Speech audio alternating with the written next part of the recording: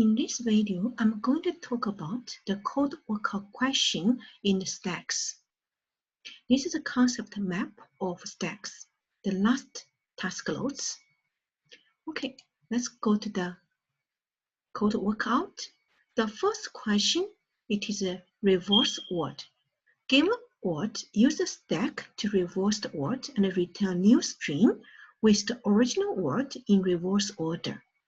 You cannot use the reverse string method in the string class. What is corresponding to? Let's see example.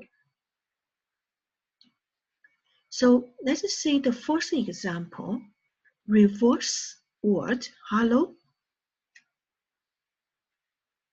Let me use annotation.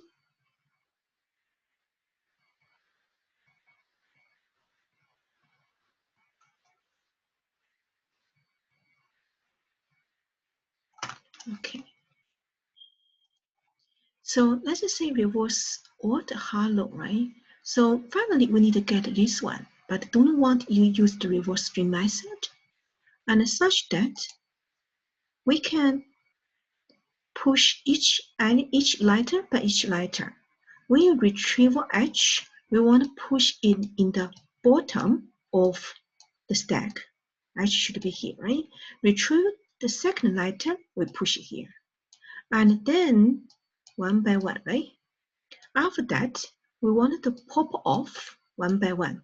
Once the pop off, we want to write it to string buffer, not a string. String is a static string.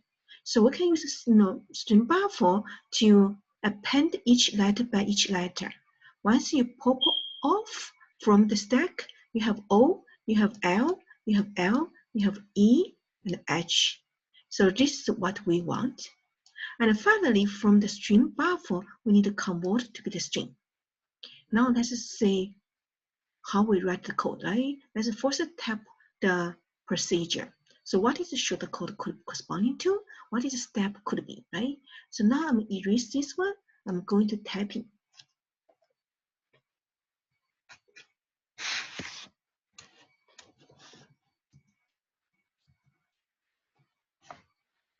Okay, first let me tap.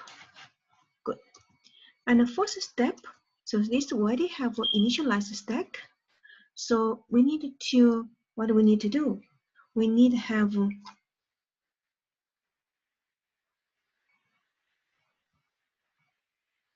okay, so we need tap. So we need to read each letter by each letter.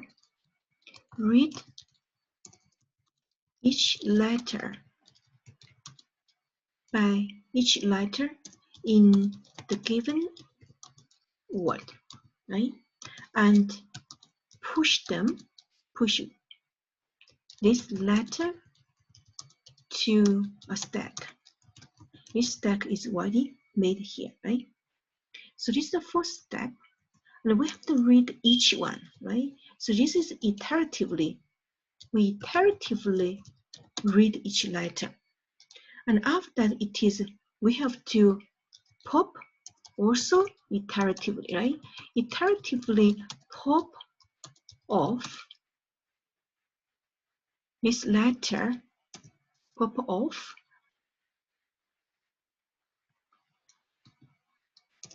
out of the stack and save it to a string buffer. String buffer, it is built in class. You can directly use it. And then, so of course, in that case, you need to create a string buffer. And after that, convert string buffer, is just retrieve, just return. Just let's say return.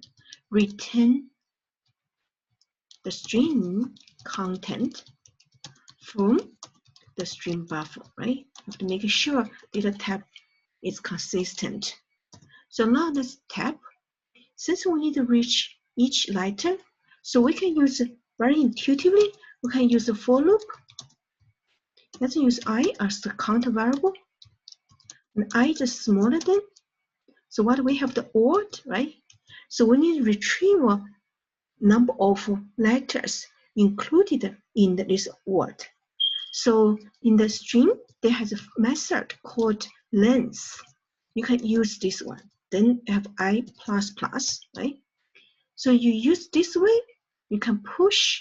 So push we invoke this push method through stack object. But we have to retrieve odd and get meta, right? So, okay, hold on. So this is a ch at, because we need to get character. And also, since this is a character, and this one will return specific object. So in that case, we put a new character before that. Let's see what it corresponds to. So I think this one, close parentheses.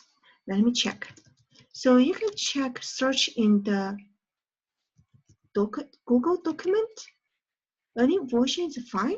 You can take a look at this one. You can take a look what is written from string char at. So for example, I search char at. So this is written char primitive.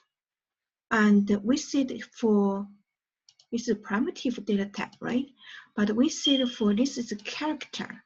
And for the stack, for this generic class, we can only hold for reference data type, not the primitive data type. So this reason we have to convert to be the new character. Okay, and then after that, we have to push it out and put in the stream buffer. First, we make a stream buffer. For this stream buffer, you can define as reversed, right?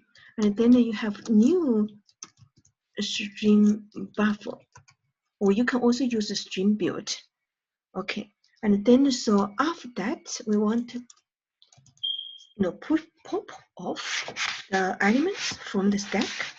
So you can use a while loop. You say while stack not empty, right? Stack is empty, which is not true, right? Then in that case, you want to do something. So it's okay you put them together or separate them. Now let me close that.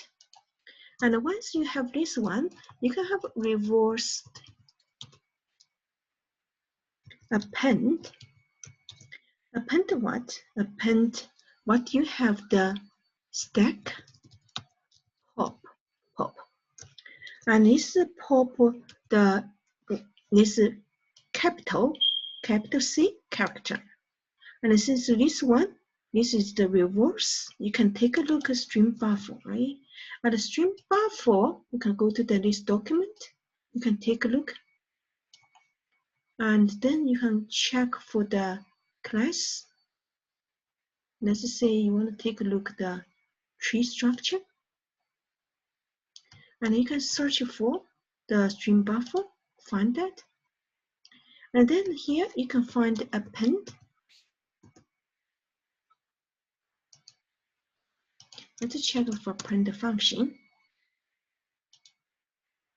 So append function already give which is the primitive data type, right? Okay, since this is the reason we have to convert what we have. This one will retrieve as the character, right? You give capital character, you need to return that. Then in that case, we can get the value of this is data wrapper, right? So capital C character is a data wrap of char is data type. So you can retrieve that by invoke the function char value.